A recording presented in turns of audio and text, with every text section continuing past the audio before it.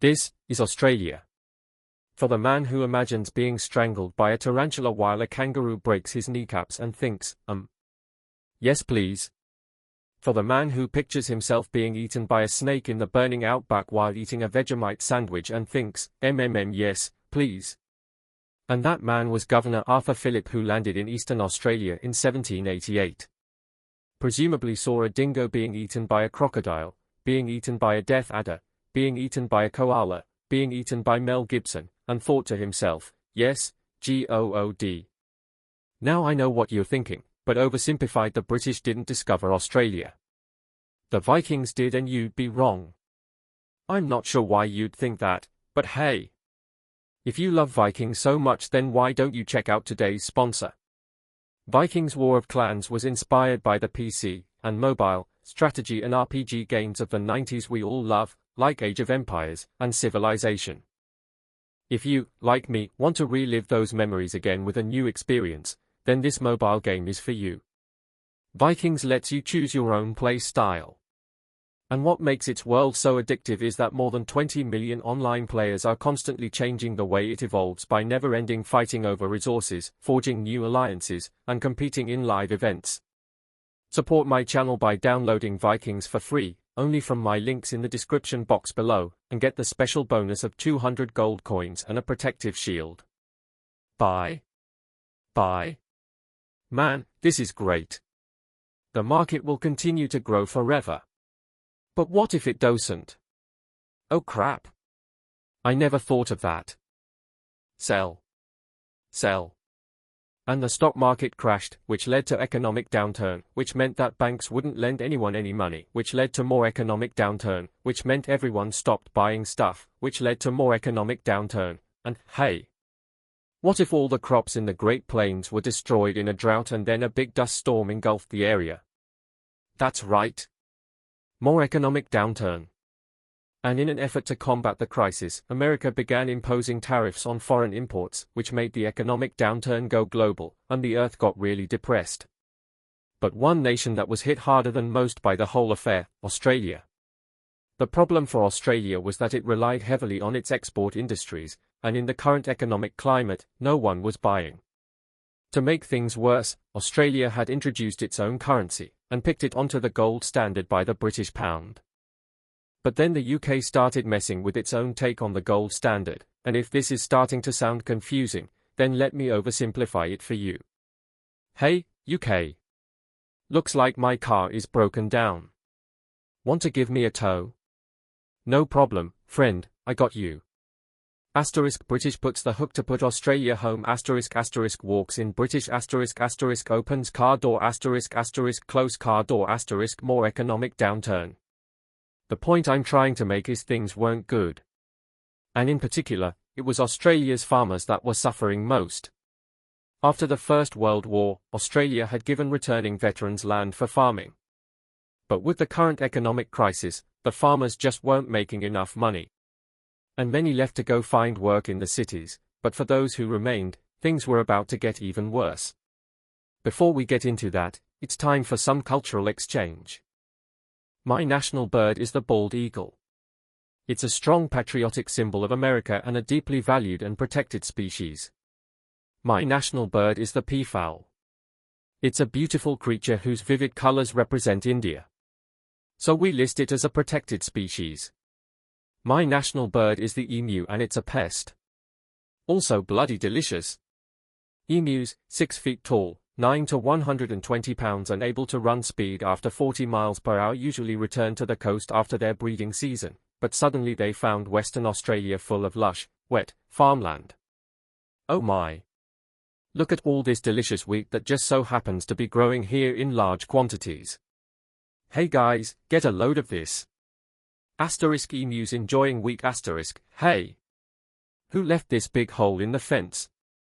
Guys, get a load of this. Asterisk rabbits enjoying wheat asterisk, the rabbits did it some more, what a lovely morning for some farmy dash, what? Those damned emus. They have it in for me. They are bullies. They are nothing but bullies. Calm down, Bruce. They are just animals. It's not personal. Hey Farmer Bruce. Where did you find that hat? The toilet, Bruce, thinks yes. 20,000 emus cost the already struggling farmers millions more pounds in lost crops and damages. The situation couldn't continue like this. Something had to be done. So in 1932, the farmers turned to the government for help. You think they'd go to the Minister of Agriculture, but these farmers said, no. This is a job for the military. So they went to George Pearce, the Minister of Defense. That's right. Australia was to go to war with the emus, but not everyone was happy with the idea. This is barbaric. We can't go slaughtering thousands of our own national bird. Oh, come on guys. The machine guns will make it quick and painless. Machine guns? You're using machine guns. This is animal cruelty. Look, I know it's unusual, but it's not like we're poachers turning the birds into feather hats. Think of the benefits. It'll be good target practice for our boys, the government can show it took action. Plus I can get myself a nice new feather hat. Gasp. Did I say feather hat? I meant I want to get a chat with you about getting you all some nice new feather hats. Gasp. Did I say feather hats? I meant I want to wage terror at these emus and turn them all into feather hats. Gasp. Damn it.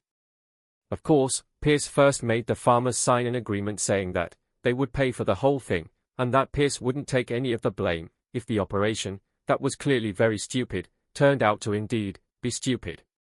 And the operation went ahead. Major G.P.W. Meredith and his men were sent with 2 Lewis machine guns to hunt down and take out the evil emu population in Western Australia. Target spotted. Well, was it an emu? No, sir. It's an emo. Damn it, Jones. Learn your vowels. I'm sorry. Okay, it looks like the humans are coming for us. But check this out. I've come up with an amazing plan. See if you can follow me here, okay?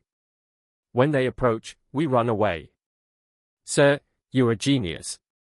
Pearce sent a camera crew along with the machine gunners to capture some good old propaganda for the government, and the first battle took place in November at Campion. The men spotted a mob of emus from a distance, so they set up the guns and opened fire. The emus split up into smaller groups and ran in every direction. The men were only able to kill what they called a number of birds, but the vast majority got away. Cut.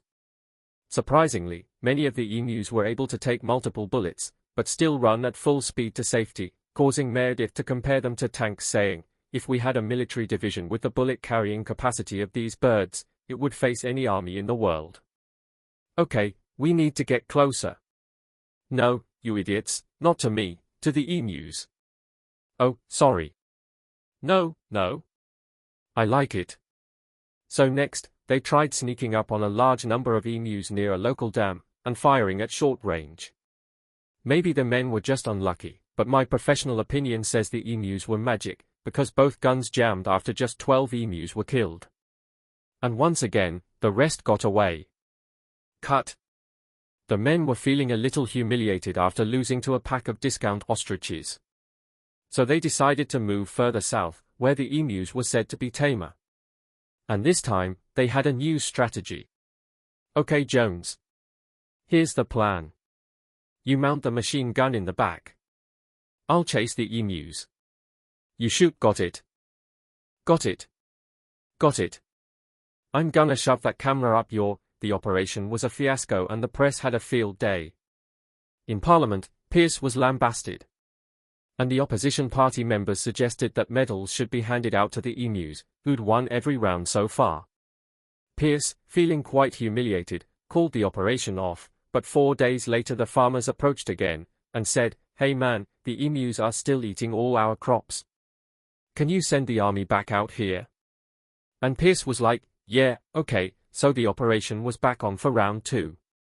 And this time, Meredith and his men had learned the emus' guerrilla tactics and were much more successful, with reports suggesting the men were cutting down 300 emus every week. I hope you boys are getting great footage of this. What on earth are you filming? Despite the success, the media have lost interest in the whole thing. But with 1,000 emus killed, Pierce finally ended the operation, and returned to Parliament declaring victory for the humans. So there were 20,000 emus out there destroying crops and you've killed 1,000.